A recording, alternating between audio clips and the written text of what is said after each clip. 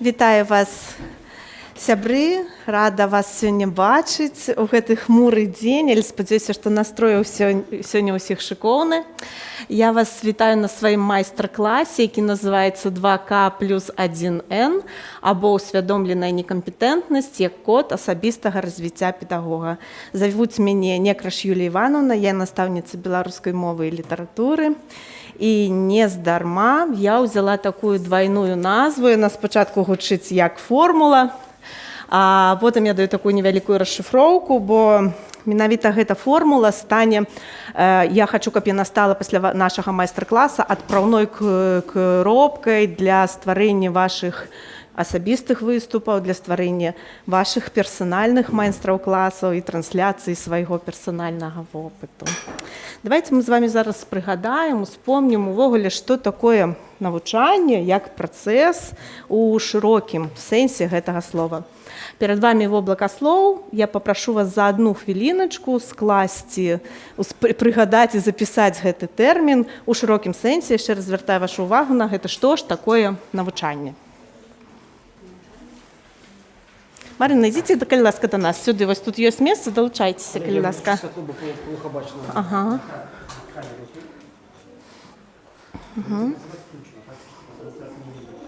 Дякую.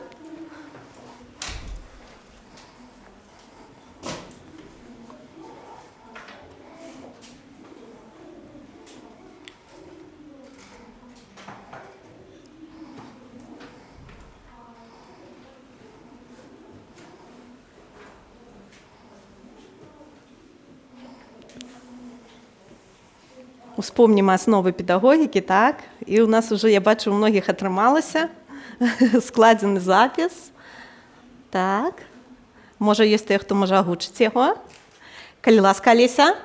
Я не записала на слайд. О, цудоўна.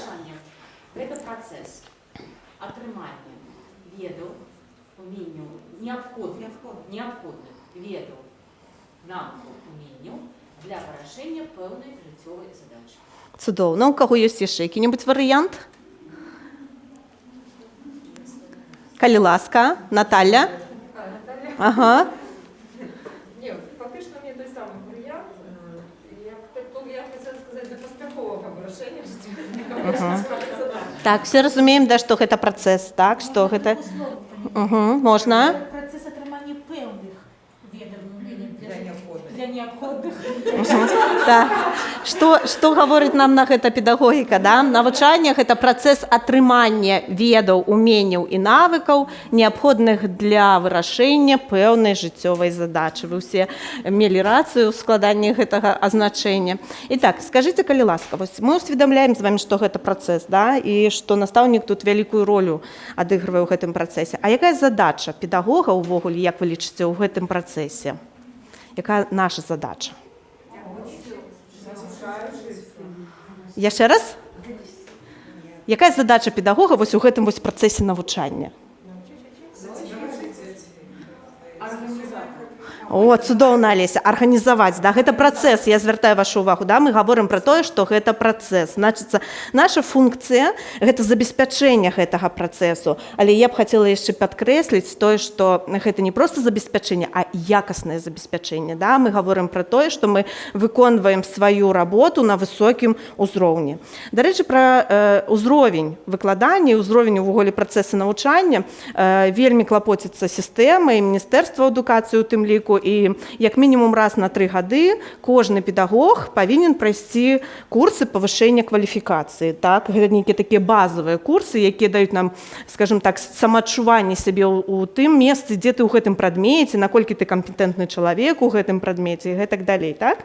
Таму, скажем так, існуюць адмысловыя інстытуты развіцця адукацыі, дзякуй Богу, акадэмія паслядыпломнай адукацыі, дзе ўсё ж такі мы можам знайсці сябе там і павысіць сваю кваліфікацыю.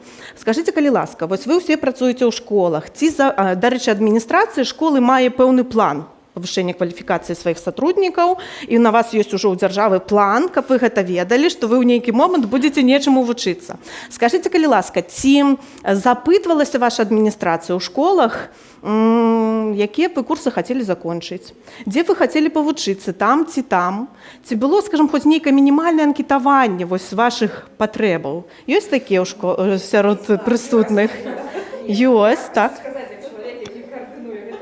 О, цудоўна.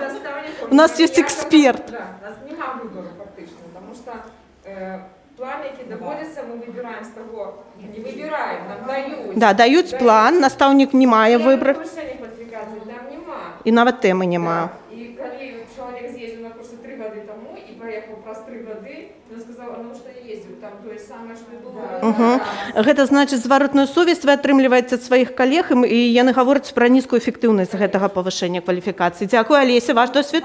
Просто я гэтым займаюся, тому що я даюсь. О, у мяне столькі экспертаў сёння на майстар-класах, гэта цудоўна. Безумовно, конечно, такого демократа немає, але, наприклад, я ось тое, про що сказали. Так. Те, що раніше називалось базовими курсами, Так. і ми часом ведаємо, да, що раз у 3 роки зустрічаєшся у тих же самих колег, часом не міняється, тому ось, ну, опошні годи я можу пропонувати. Я ведаю, що ось закінчується 3 роки, супер. і мій наставник ось повинен пойти. І я, наприклад, йому пропоную, а давай ось ви пропонуй не на базове, а ось є, наприклад, така-то тема, мені вона зацікавила, ну, я з планами. Вы по своим адчуванні, да? Вы по своим адчуванні прапановуєте. Бачу, що нешта цікаве з'явилося, коли некілька годів, так само этой теми усилення, і, ну, ось часом ёсць. І, наприклад, мені зараз наставник математики прийшов, казав, а там було по компетентностному підходу, так цікаво, говорить, першиню, вакол не математики, а тут філолог, тут воєнрук, тут я ще навіть... Такі мультипрофільний адбыўся.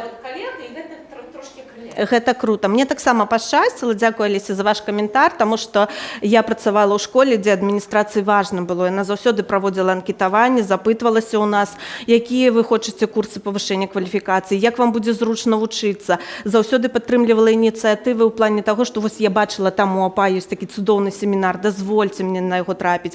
І тут усе пытанні здымаліся, калі ласка, вось табе зялёны шлях, і таму вось, калі мяне чуюць зараз намеснікі дырэктароў і дырэктары школы, тыя, хто увогуле займаецца гэтым пытаннем у школах, настаўнікі хочуць мець права выбара, гэта для іх вельмі важна, бо мы ўсе прафесіяналы, мы маем дыпломы, да, мы стараемся шчыра і якасна выконваць вось гэты сваю работу, каб забяспечыць якасны працэс навучання. Для нас гэта вельмі важна. Але, на жаль, калегі, тое, што адбылося ў 2018 годзе, я была сведкам гэтага тэсціравання, бо ў той школе, дзе я працавала, якраз такі мы потрапілі ў адну з такіх школ, дзе адбывалася тэсціраванне PISA на 15гадовых падлетках. І вось у 2019 годзе мы з вами даведаліся, у якім мы знаходзімся месцы. Атрымалася так, што Беларусь показала, ну, і не дрэнны, і не добры вынік. Мы такія сераднякі, разумееце, сярод краін свету ў плане адукацыі. І ёсць розныя меркаванні наконт гэтага тэсціравання, і вельмі шмат негатыва ёсць, у тым ліку і пазітыва, што мы робім дрэнна, што мы робім добра. Але, ведаеце, гэта персанальна для мяне быў такі выклік. Да, вось, калі так атрымалася, і калі я пабачыла, што, напрыклад, постсавецкая краіна Эстонія ў Еўропе з'яўляецца лідарам у адукацыі, хаця ў нас яшчэ зусім нядаўна была абсалютна аднолькавая сістэма.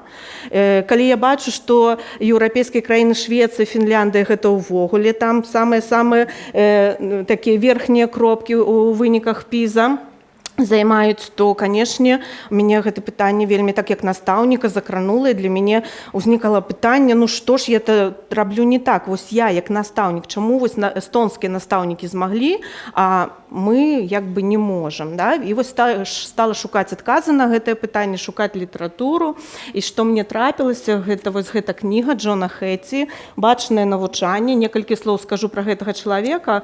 Ён з'яўляецца прафесарам педагогікі, гэта дырэктар Мельбурнскага навукова-даследчага інстытута адукацыі, раней ён быў прафесарам адукацыі Оклендскага універсітэта ў Новай Зеландыі. Справа ў тым, што існуе такая даказальная педагогіка, калі праводзіцца аналіз многіх даследаванняў у педагогікі, і на аснове гэтага была створана гэта кніга, гэта такі грунтоўны аналіз педагагічных даследаванняў, ўсё, што звязана з педагогікай, прычым гэта не ў канкрэтным нейкім рэгіёне, у канкрэтнай краіне, гэта сусветны такі фармат, сусветнае даследаванне, і гэта кніга з'яўляецца на сённяшні момант бестселерам увогуле і дае адказ на вельмі многія пытанні.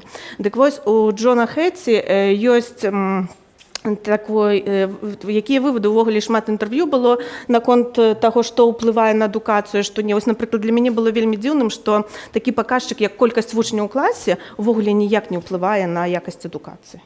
Уяўляеце сабе? І гэта, мы, як настаўнікі, кажам, не, гэта ж не так, а насамрэч вось даследаванні паказваюць, што гэта якраз такі так, што гэта ёсць, і гэта нейкі ёсць там доля ўплыву, але гэта не самая высокая.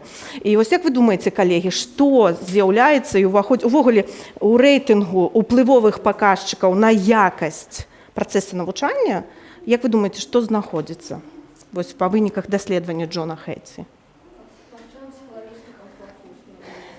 Ёсць там такое, гэта топ-10. Не, як не дзіўна, гэта якраз такі ёсць такое паняцце, як калектыўная эфектыўнасць педагогаў. Уяўляеце сабе, гэта першы пункт, увогуле, самы высокі паказчык, які ўплывае на адукацыю. Калектыўная эфектыўнасць педагога. Што мы можам разумець пад гэтым, да? Сумесная праца, цудоўна, так і ёсць. Гэта супраца настаўнікаў адно з адным, прычым не толькі ў канкрэтнай адукацыйнай прасторы, я маю на ўвазе лакацыю школы, так, ці можа там лакацыю раёна, а ў шырокім сэнсе, да, вось гэты глобальны абмен вопытам і супраца настаўнікаў аказалася адным з самых важных паказчыкаў. Увогуле, сёння мы з вами вернемся ўсё ж такі да тэмы, да, тэма гучыць так: усвядомленая некампетэнтнасць педагога як код асабістага развіцця. Да? Існуе увогуле 4 плоскасці, 4 стадыі, ці 4 плоскасці індывідуальнага працэсу навучання. Яны вызначаны былі псіхолагам, вучоным Альбертам Бандура, і вось у такім вось фармаце прадстаўлены як неўсвядомленая некампетэнтнасць, усвядомленая некампетэнтнасць, усвядомленая кампетэнтнасць і неўсвядомленая кампетэнтнасць. Можна крыху заблытацца, але каб вы разумелі, да, што паміж імі такія вельмі тонкія межы паміж гэтымі кампетэнтнасцямі і некампетэнтнасцямі, і яшчэ яны маюць такую вось спіральную структуру, скажем так, усё рухаецца ўвесь час па спіралі. Да? Ёсць такое выказванне «Адукацыя праз усё жыццё». І вось гэта выказванне якраз такі звязана з гэтымі плоскасцямі індывідуальнага працэсу навучання. Прычым гэта, я зараз гавару не толькі пра вучняў, я гавару гэта пра настаўнікаў, каб вы разумелі. Да? Мой майстар-клас зарыентаваны менавіта на настаўнікаў. Давайте мы больш падрабязна разгледзім кожную з іх для таго, каб вы разумелі, пра што мы сёння будзем з вами гаварыць. І так, неўсвядомленая некампетэнтнасць. Справа ў тым, што чалавек сам не можа зразумець, што ён знаходзіцца ў гэтым стане. Бо гэта толькі збоку мы можам пабачыць. Бо як толькі чалавек перастае як след выконваць работу, ён гэтага не разумее, ён гэтага проста не можа ўбачыць. А фактычна гэта тое, што я не ведаю, але ніколі не сутыкаўся з сітуацыяй, у якой я гэта ўсведамляю. Не апынуўся чалавек у такім стане, што ён раптам адчуў, што вось тут я некампетэнтны. Вось ён гэтага яшчэ не прайшоў. Свой прыклад прывесці ўвогуле немагчыма ў гэтай сітуацыі, бо аднойчы сфармуляваная гэта некампетэнтнасць, неўсвядомленая, пераходзіць адразу ў стадыю усвядомленай кампетэнтнасці. Як толькі чалавек агучыў, што я гэтага не ведаю, я гэтага не ўмею, то ўсё, гэта стадыя прайшла. Разумееце? Вось пра яе мы сёння будзем гаварыць вельмі многа. Стадыя усвядомленай некампетэнтнасці, якую я заяўляю ўвогуле, што гэта код асабістага развіцця педагога. Паглядзіце, чалавек у гэтай стадыі пачынае разумець тое, што яго дзеянні ажыццяўляліся без пэўнай кампетэнцыі. Ён усвядоміў гэта. Ён зразумеў, што ў яго ёсць патрэба ў навучанні, і ён шукае спосабы рэалізацыі гэтай патрэбы ў навучанні. Усвядомленая кампетэнтнасць. Ну, гэта ўвогуле, калі чалавек ведае, як трэба працаваць і дзейнічае згодна з правіламі, у яго ўсё атрымліваецца, ён у стадыі знаходіцца усвядомленай кампетэнтнасці. І неусвядомленая кампетэнтнасць – гэта калі рэгулярная практыка правільных дзеянняў выводзіць чалавека на такі ўзровень прафесіяналізма, калі часта ўжо не патрэбна задумвацца над нейкімі асобнымі аперацыямі, функцыямі. Дзеянні выконваюцца аўтаматычна, дзеянні выконваюцца правільна, паслядоўна і гэтак далей. І як я ўжо сказала, усе гэтыя стадыі паміж сабою звязаныя. Да? Вы бачыце, што яны маюць такія плаўныя пераходы адна да адной. І сёння мы будзем, карыстаючыся інструментам Альберта Бандуры, паспрабуем зараз з вами вызначыцца па вашым самаадчуванні, у якой стадыі знаходзіцесь зараз вы, калі разглядаць ваш персанальны працэс, да, вось ваше ўнутранае адчуванне. Першая стадыя, я яшчэ раз вам нагадваю, гэта неусвядомленая некампетэнтнасць, другая усвядомленая некампетэнтнасць, третья усвядомленая кампетэнтнасць, я майстар, і неусвядомленая компетентность, калі просто уже все до аўтаматызму даведзена. Покажите мне, калі ласка, на пальцах, да, якая стадыя, дайте мне фідбэк, на якой стадыі знаходзіцеся вы, а я вам дам адказ, як працаваць з такімі людзьмі.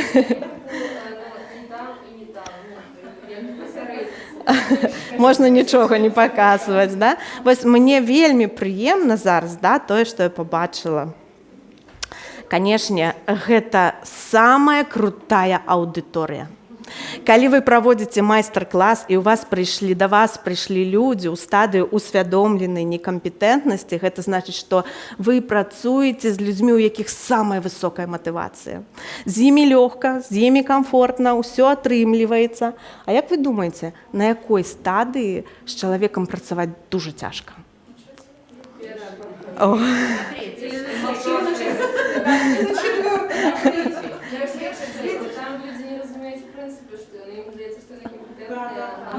О, колькі. Ага, Светлана. А все вот эти стадии, их можно определить к конкретному вопросу, который обсуждается? Конечно. Мы говорим про конкретное пытанне. Да? Мы зараз говорим про навучанне настаўніка, працэс якаснага забеспячэння працэса навучання, да? І вось наколькі настаўнік кампетэнтны спецыяліст. Вось пра што мы говорим. Да? Мы зараз пра вас говорим як кампетэнтных спецыялістаў, як вы сябе адчуваеце ўвогуле і лічыце, на якой вы стадыі знаходзіцеся. Вось гэта вельмі тонкая мяжа, разумееце? І калі, я ўжо сказала, бачыце, гэта цыклічная сістэма. І бывае так, што настаўнік, ён знаходзіцца ў стадыі неусвядомленай кампетэнтнасці вельмі доўга. І вось ён кампетэнтны, ўсё робіць супер, у яго атрымліваецца, а потым, неяк вось так жыццё развіваецца, рухаецца, а настаўнік усё тут.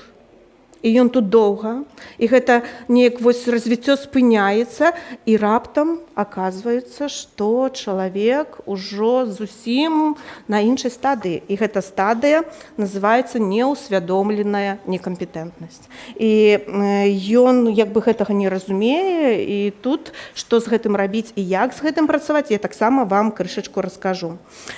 Што хацела яшчэ сказаць, што часта сутыкалася з партфоліо настаўнікаў. Вы, пэўна, таксама ведаеце, што гэта такое партфоліо. Вельмі часта ў партфоліо настаўніках я чытала тое, што вось яны ў якасці свайго педагагічнага крэда выбіраюць, гэта модна было нейкім часам, можа і зараз захавалася, не ведаю, выбіраюць выказванне нейкага знакамітага чалавека і транслююць гэта вопыт свой педагагічны, потым неяк праз плоскасць гэтага выказвання.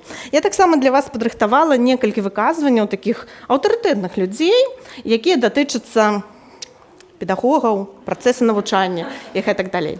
Антон Павлович Чэхаў сказаў: разумны любіць вучыцца, а дурань вучыць. Бернард Шоу: хто ўмее робіць, хто не ўмее вучыць другіх. Карл Менінгер, філосаф: сам настаўнік важней, чым тое, чаму ён вучыць. Маецца на ўвазе асоба настаўніка, да? Белл Кауфман: ёсць настаўнікі, якіх чаму-небудзь навучыць нельга.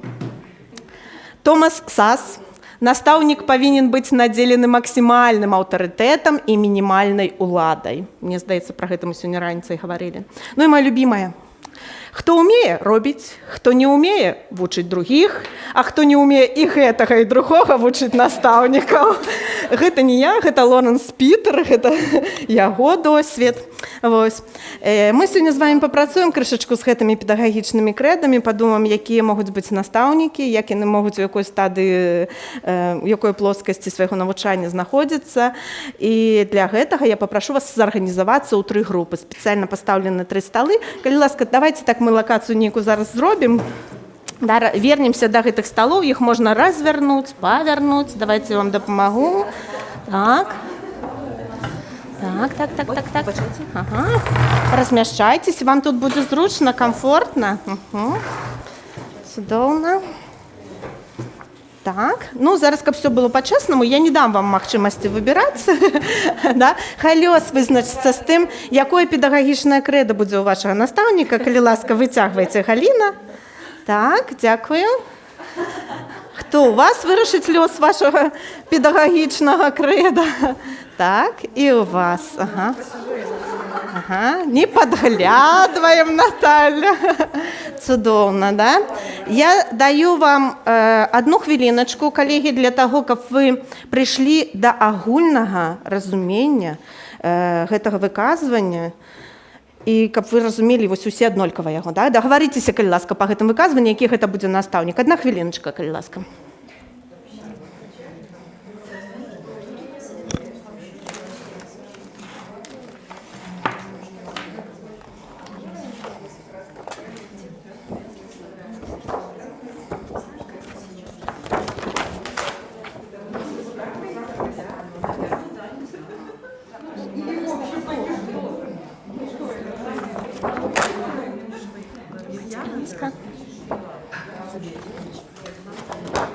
Возьмите, калі ласка, вам спатрэбіцца для работы. Так. А я не могу... Послухайте. Так, да. Конечно. Вы все робите правильно. Да.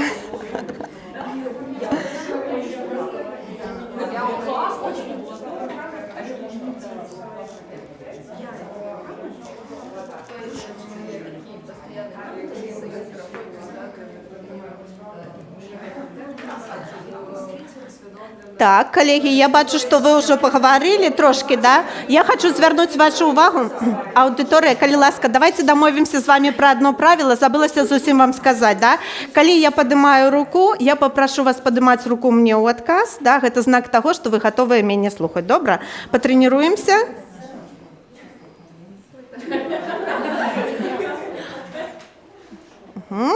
Дякую за увагу. Значыць, вы ўжо прыкладна зразумелі, што гэта за чалавек, а зараз вы павінны ўявіць такую сітуацыю, калі ён будзе знаходзіцца ў стадыі неўсвядомленай некампетэнтнасці. Гэта значыць, я не ведаю, што я не ведаю. Ну і вось так жыву. Я не ведаю, што я не ведаю. Я не ведаю, што я некампетэнтны. Зразумелі? Яшчэ 1 хвіліначка, калі ласка.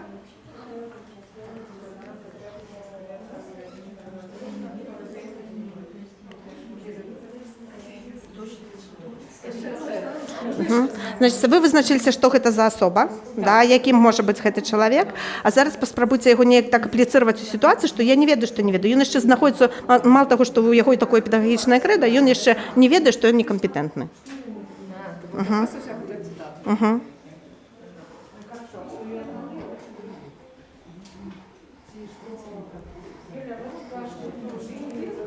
Ага.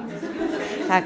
Ну, зараз разумееце, калі мы пачнем выконваць практыкаванне. Вы прыкладна вызначыліся, да, з гэтай цытатай, абгрунтавалі яе і зразумелі, да агульнага разумення цытаты вы прыйшлі, так? Нам неусведомленая компетентность датычыць яго педагагічнай дзейнасці. Так, абсолютно верно. У цэлым, так. І толькі неусвядомленая некампетэнтнасць. Ён не разумее, што ён не ведае. Ён думае, што ён кампетэнтны.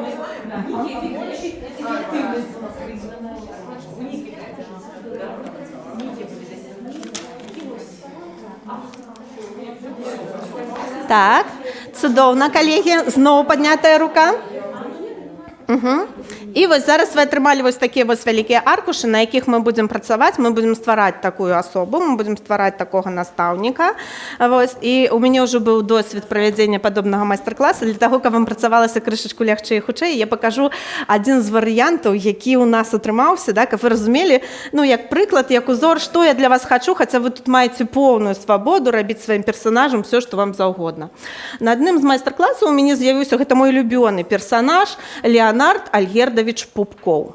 Гэта чалавек, які 58 гадоў, месца жыхарства спальны раён нейкага горада. Ён настаўнік фізкультуры, па рысах асобы гэта такі рысы характару чалавека. Ён не верыць у шлюб, верыць у здаровы лад жыцця і спартанскае выхаванне. Устае Леонард Альгердович у 5 гадзін раніцы, ён строгі да вучняў калег, асабліва да жанчын. Ён мараліст, скептычна да ўсяго ставіцца, часта бурчыць і скардзіцца, таксама сумуе вельмі па савецкіх часах. Прафесійная мэта – не трапіць на вочы намесніку дырэктара па выхаваўчай рабоце і дажыць да пенсіі. Матывацыя – хадзіць у школу, матывацыя да педагагічнай непасрэднай дзейнасці. Чуў у настаўніцкай, што група нейкіх педагогаў бясплатна дзеліцца ідэямі з мэтай паляпшэння адукацыйнага працэсу. Ён хоча даказаць усім, што тыя настаўнікі-сектанты і бясплатна бывае толькі сыр у пасцы для мышэй. На што рэагуе станоўча Леонард Альгердович? Ён, безумоўна, рэагуе станоўча на спартыўныя навіны, так як сам у мінулым спартсмен з'яўляецца заўзятарам мясцовай каманды. Негатыўна, адмоўна, на плёткі, любыя. І голас намесніка дырэктара па выхаваўчай рабоце. Каналы даверу – гэта тое, адкуль ён атрымлівае інфармацыю, каму ён максімальна давярае. Ці чаму, напрыклад, там можа гэта быць тэлебачанне. Да? Адзіная крыніца інфармацыі, якой ён давярае, гэта яго 74-гадовая матуля, з якой ён пражыў разам усё жыццё. Ну, доступ да тэхналогій, без гэтага ніяк. Да мы ж настаўнікі, а павінны быць такія прасунутыя карыстальнікі ўсяго, што толькі ёсць. Шмат газоў назад на распродажы купіў тэлефон Nokia з ліхтарыкам. Ганарыцца тым, што ён яго ніводнага разу не падвёў. Караценькая такая жыццёвая гісторыя. Выхоўваўся ў звычайнай савецкай сям'і, не жанаты, усё жыццё пражыў з маці, 32 гады працуе настаўнікам фізкультуры ў сярэдняй школе, а ў маладосці выйграў турнір па хакею ў складзе раённай каманды. Вось такі настаўнік фізкультуры атрымаўся у адной з груп, з якімі я працавала. У вас будзе свой персанаж, і я вам даю кальку для гэтага. Паглядзіце, калі ласка, у вас ёсць 13 пунктаў.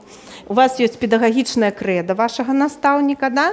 І літаральна па аднаму-два слоўцу па кожным з гэтых пунктаў. Давайте дамовімся, што у вас будзе 10 хвілін. Калегі, у вас 10 хвілін, і ідэальна, калі вам хопіць месца яшчэ і на партрэт. Возьмите, калі ласка, маркеры, вам будзе намнога зручней. Так, бярыце, ага. Калегі, бярыце, калі ласка, маркеры, вам будзе намнога зручней. Ну, бярыце, вось такі. Да, бярыце прыгожыя, яркія. Так, разбирайте. Больше такие яркие. Угу.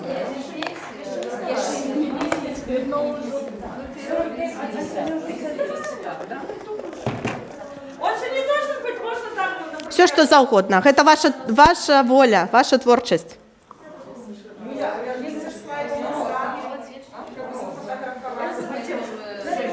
Угу. Калі ласка. Угу.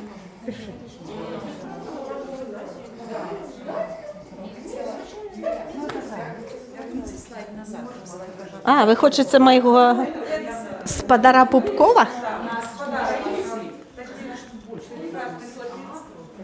Ух. Угу.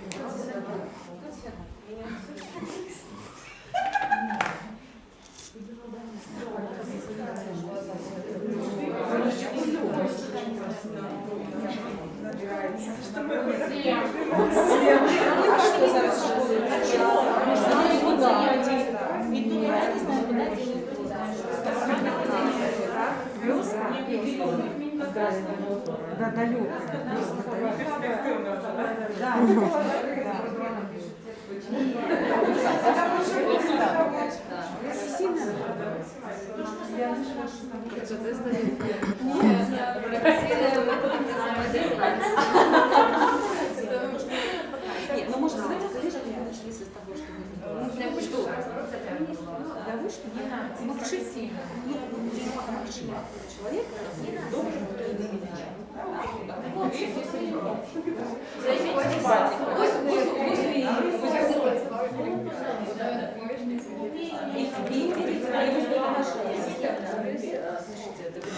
Ой, да, а можна вернути на предыдущий слайд? Вам потрібний приклад?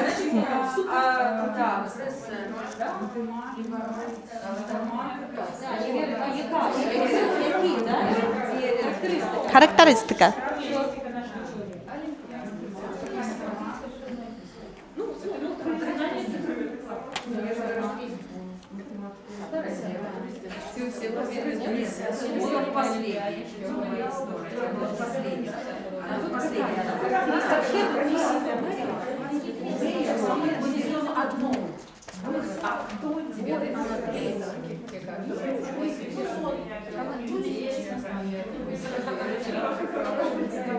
Давайте вернем еще раз на предыдущий слайд.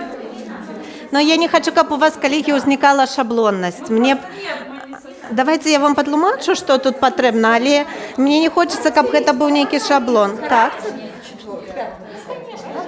Да, риси характеру. Роза Альбертовна все знає. Угу. Чудовно. Так, так і є.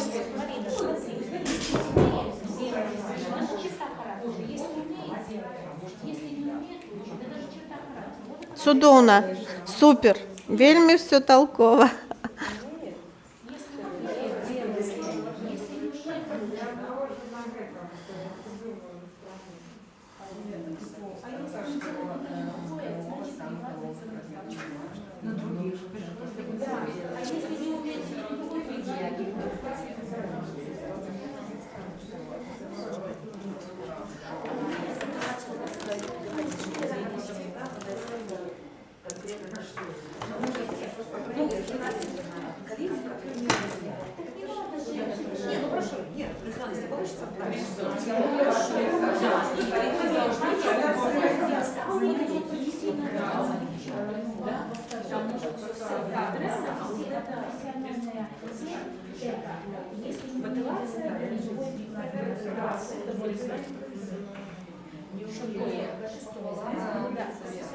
Колеги, у вас залишилося 4 хвилини.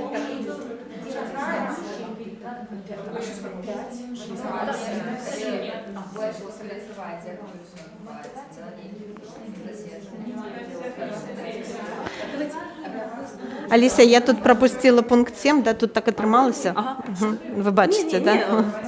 все равно. Игровой станок, ну, безумовно. Не-не-не. Я попросила мотивацию, мы завжди допишем.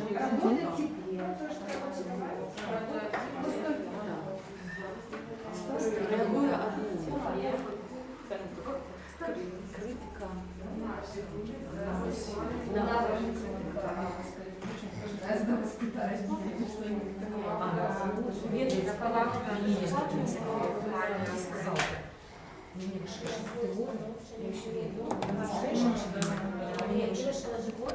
Я усвідомлюю, я усвідомлюю ваші рекомендації. Я не одного. А прошлі є шедеври, я представник ваших категорій. Час біжить, коли ласка. Спішаємося, да, не забуваємо про таймінг.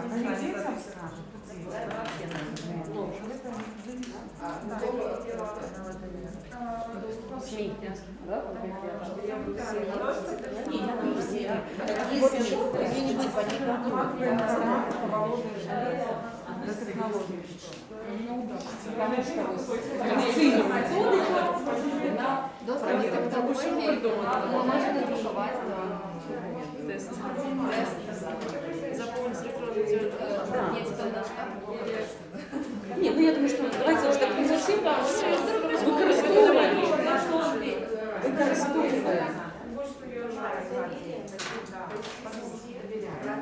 Як то допоможе, такі технічні.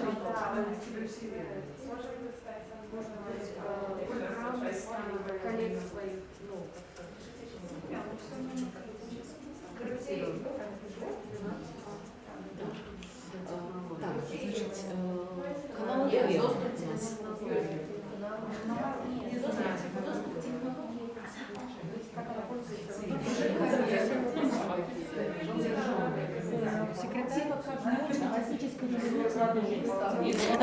Гэта хутчэй за ўсё пра ІКТ, наколькі гэты чалавек можа карыстацца інфармацыйна-камп'ютарнымі тэхналогіямі, наколькі ён такі шмат прыладаў мае, там розных праграмаў выкарыстоўвае. Научно-техническая революция жизни.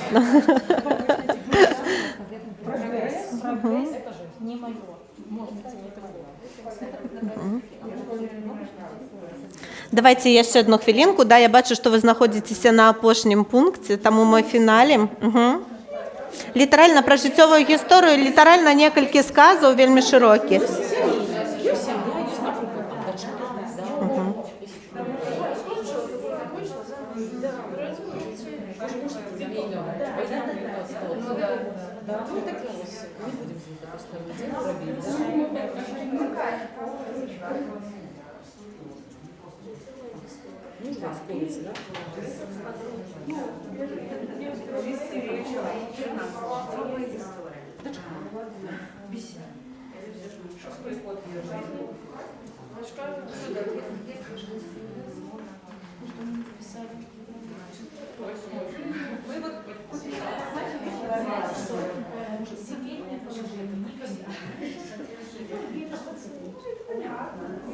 Матывацыя да педагагічнай дзейнасці. Што вось рухае чалавекам, калі ён ідзе на працу?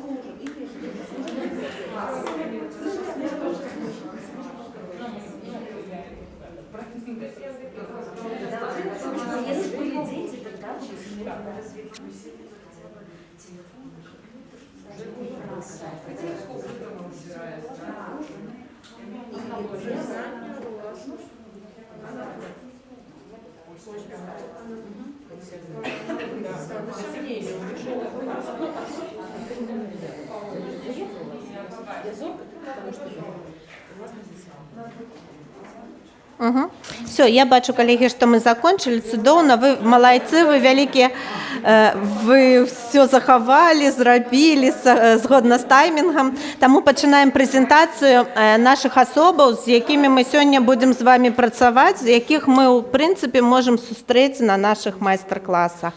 Калі ласка, першая група. Пачнём з вас. Ага, так, я буду агучваць, бо у нас толькі один мікрафон, я буду вам дапамагаць, вы каментарый, да, даваць. Итак, разворачивайте ваш проект, каб мы яго ўсе побачылі. Мы представляем Розу Альбертовну Всезнайкину, женского пола, приблизительно 52-53 года, которая проживает в столичном городе М. Ее жизненная кредо, наверное, да? Род занятий, иду туда, не знаю куда. Делаю то, не знаю что. Дякую. Дальше, пятое. Рысы особы. Рысы особы. Если умеет, делает, не умеет, учит. Ну, такая дама у нас получилась. Так, профессийная мета. Если не умею, делаю, возвращаемся к первому.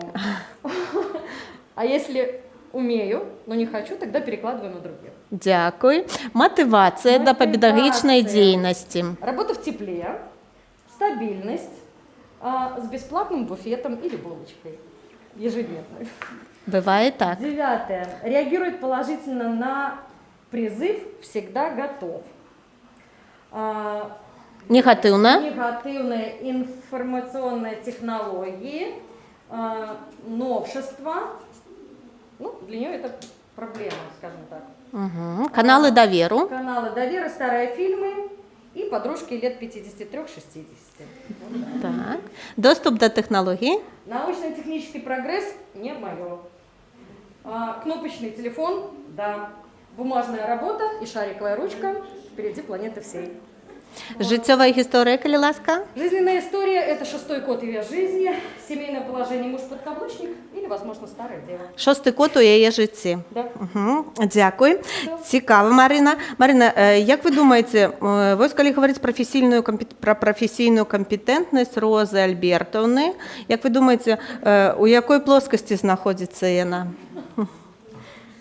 Так. Колеги, допоможіть, як ви лічите? Несвядомая. Яна не розуміє, так, яна не ведає, що яна не ведає. Так, дякую. І так, Роза Альбертовна Всезнайкіна. Наступна група, коли ласка. До речі, агучте, коли ласка, ще як гучав ваш... Ага.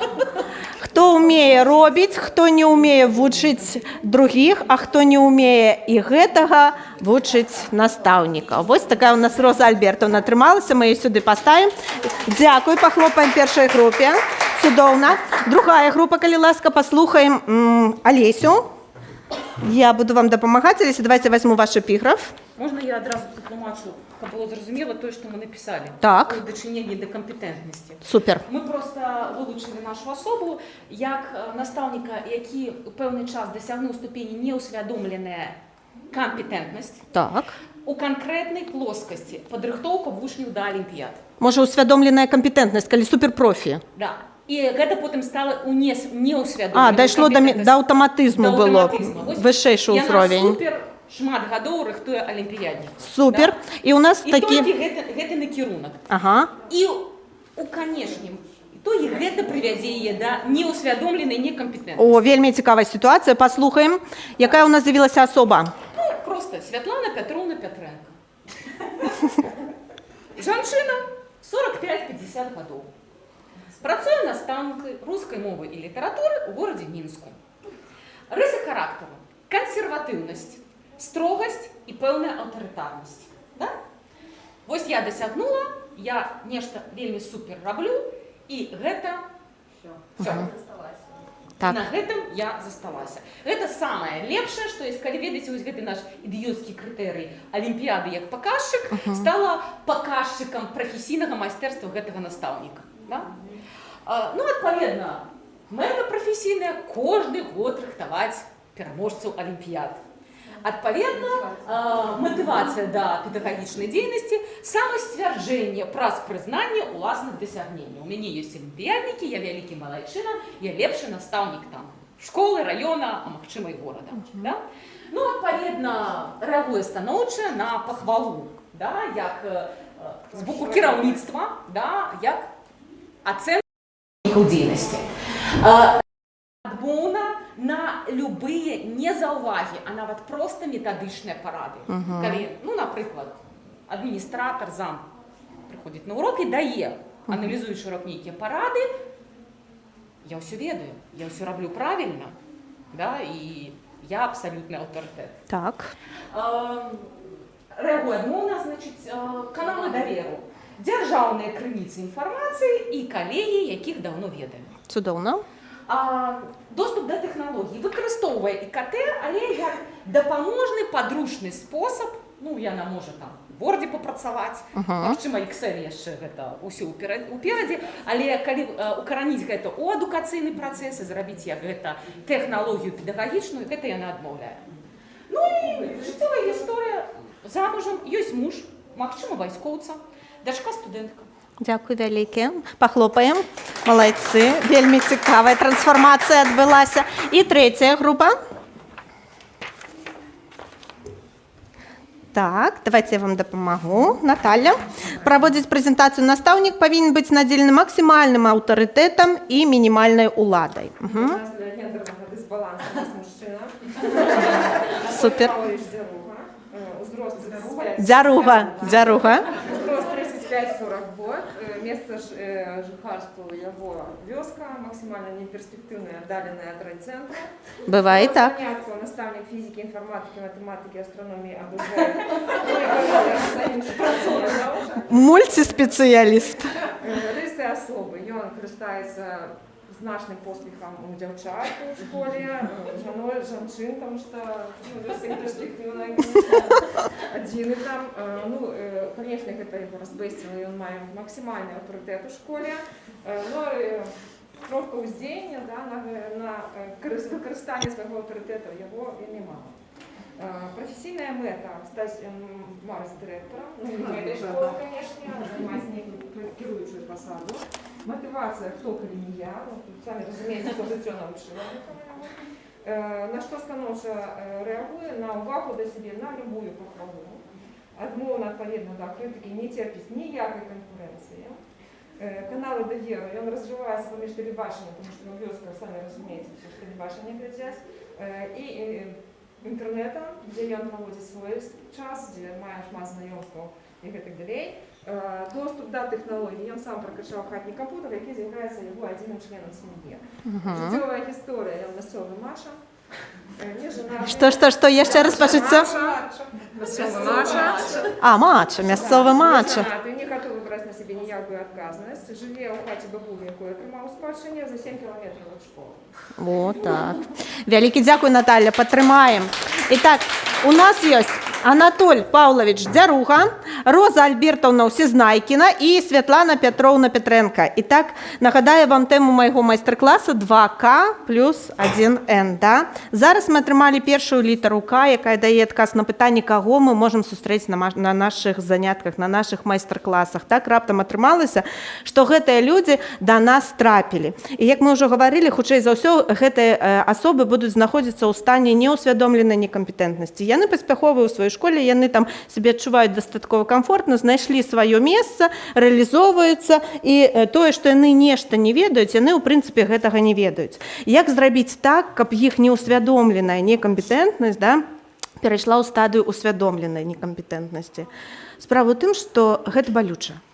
Гэта вельмі балюча, і гэта можа суправаджацца такім станам, як фрустрацыя. Вы пэўна чулі гэта слова, да? Фрустрацыя і нават расчараванне. Гэта, на думку нямецкай вучонай Марыі Байер, гэта стан вось гэтага пераходу ад неўсвядомленай некампетэнтнасці ў стан усвядомленай некампетэнтнасці звычайна заўсёды суправаджаецца вось такім балючым, негатыўным, можна так сказаць, станам, калі чалавек, сутыкаючыся з перашкодамі, не можа дасягнуць сваіх мэтаў, і здавальнення нейкага жадання ці патрэбы гэтага чалавека робіцца немагчымым. Вось тут вельмі шкодна ў такой сітуацыі аказацца аднаму, бо чалавек, калі трапляе вось у коле гэтых пачуццяў, ён можа ўвогуле перастаць развівацца, разумееце, ён можа спыніцца, у яго могуць апусціцца рукі, мы так гаворым, чалавек выгараў, да? Вы чулі, пэўна, такі не раз выказванне пра тое, што гэты чалавек выгараў. І вось цудоўна, калі знойдзецца той, хто падтрымае прафесійна і зможа дапамагчы выйсці з гэтага стану, бо як гэта не дзіўна, фрустрацыя мае таксама і станоўчыя бакі. Пра гэта кажуць псіхолагі, у тым ліку і Марыя Байер сцвярджала, што менавіта вось прайшоўшы гэтую стадыю фрустрацыі, у чалавека з'яўляецца самая высокая матывацыя да навучання. І вось тут зноў можна адштурхнуцца і выйсці на іншую ступень развіцця. І зараз мы з вами адказалі на пытанне, калі мы можам навучаць, каго мы ўжо ведаем, калі мы можам навучаць, да? І гэта наша другая літарка К. Засталося расшыфраваць яшчэ адну літарку Н. Ну, тут мы паговорым крышачку пра тое, як дапамагчы гэтаму чалавеку, да? Калі вось так раптам апынулася, што ён у пошуку, яму патрэбна рэалізаваць вось гэтую матывацыю сваю да навучання. Па-першае, трэба дапамагчы яму адысці ад суб'ектыўнага ўспрымання сітуацыі. Калі вось ён шукае, абвінавачвае сябе, разумееце, больш шырока паглядзець на гэтую праблему.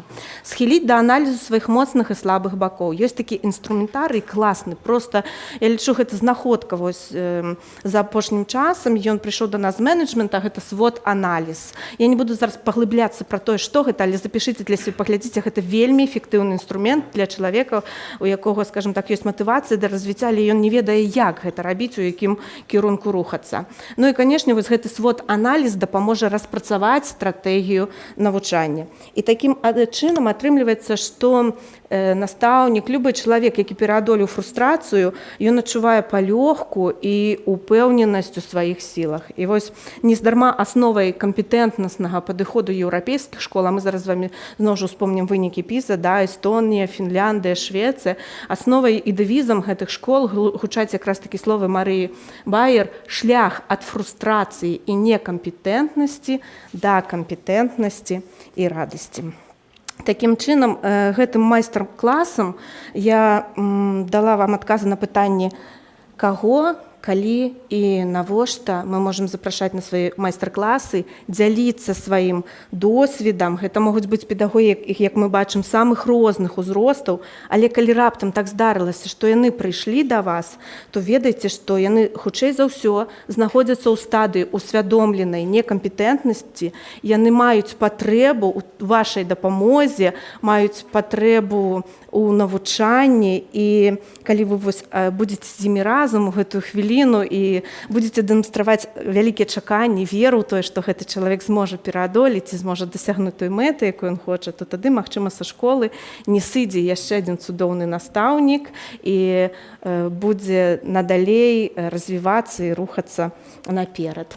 Ну, а зараз я хочу атрымаць ад вас такую зваротную сувязь у выглядзе такой далонькі, да, зялёнай далонькі. Я кожнаму з вас раздам лісточак, папрашу ўзяць і на гэтым лісточку абвесці сваю далонь. Можаце гэта зрабіць маркерам, можаце гэта зрабіць ручкай, як вам будзе зручна. Так. Шырока так расставіўшы пальчыкі, каб потым вам на гэтай далоньцы было лёгка пісаць.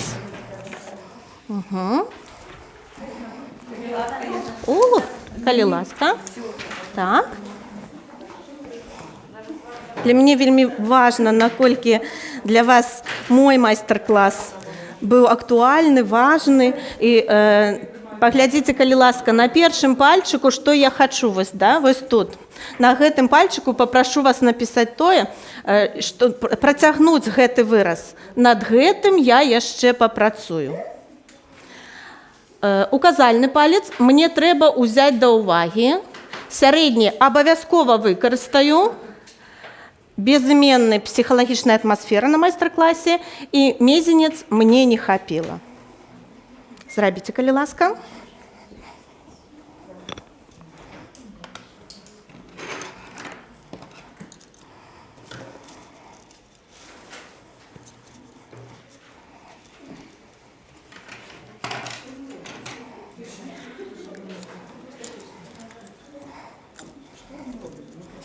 Да, працягваецца выраз. Над гэтым я яшчэ папрацую. Вось тут. Мне трэба...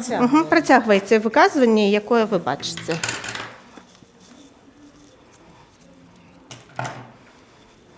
Ну, можа быць так, што на нейкім пальчыку у вас нічога не напішацца. Да? Можа быць і такое, што вам трэба яшчэ неяк рэфлексаваць для таго, каб сфарміраваць вось гэты адказ.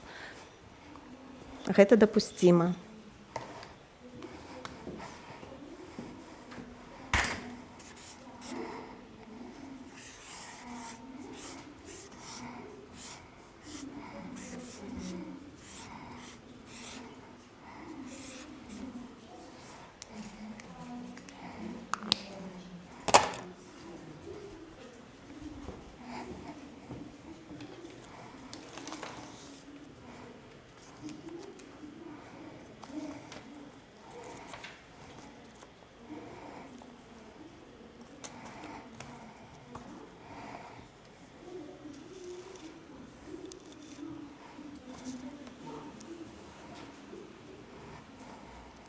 Я поклала вам на столы ножницы. Я попрошу вас выразать ваши долоньки и прымацаваць іх вось на гэтае дрэва. Я не дуже добра малюю, але я старалася.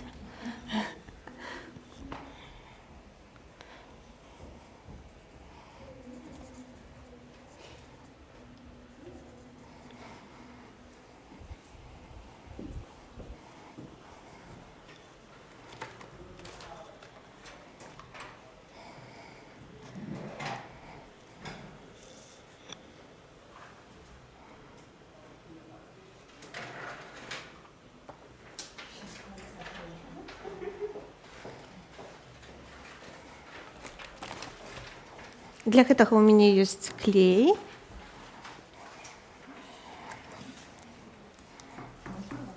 Угу. Что? Не, гэта я привезла.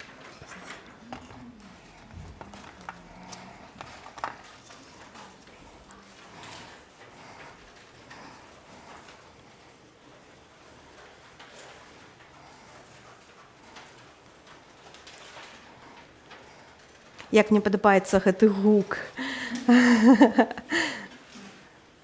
Нешта пафаснае нават ёсць у гэтым.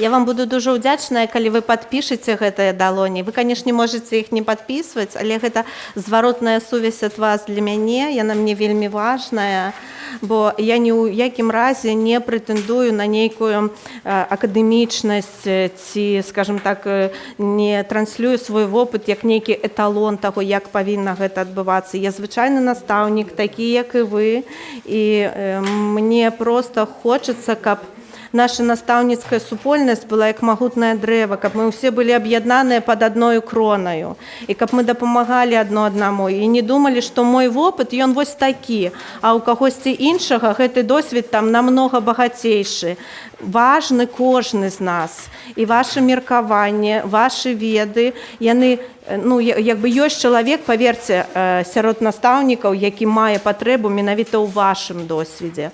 Таму я заклікаю вас усіх дзяліцца гэтым, ствараць свае майстар-класы, трансліраваць свой вопыт, і, як сказаў Джон Хэтці, гэта самы высокі паказчык, гэта самая высокая эфектыўнасць навучання тады, калі настаўнікі супрацоўнічаюць адно з адным. Давайте мы будем ужо клеіць, рабіць нашы дрэўцы зялёным. Падыходзьце, калі ласка, мацуйце сюды пры дапамозе клея вашы далонькі. Угу. Будзе оно у нас з лісточкамі.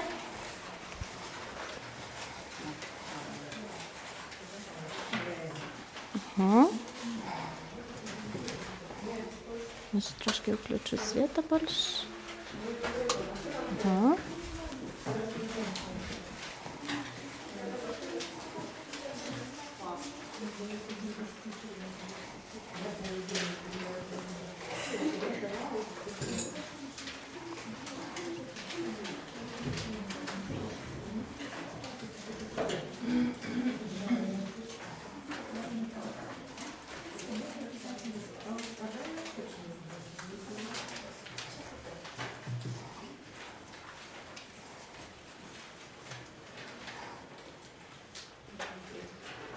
Ну і паколькі мы сёння з вами трошки папрацавалі з педагагічным крэдам, я скажу, што ў мяне таксама ёсць педагагічнае крэда, і гэта словы Роз Моррисона Макгіла, тыя, хто быў на нацыянальным эдкемпе у 2000, баюся памыліцца, здаецца, 19 годзе, да пачатку каранавіруса. Это гуру педагогікі, ён прыязджаў сюды ў Імагуру, і мы мелі шчасце стасункаў з гэтым, вельмі харызматычным чалавекам. Ён сказаў такія словы, пачынаючы свой выступ, што настаўнікі, якія не дзеляцца сваім вопытам, у пекле будуць мець асобнае месца.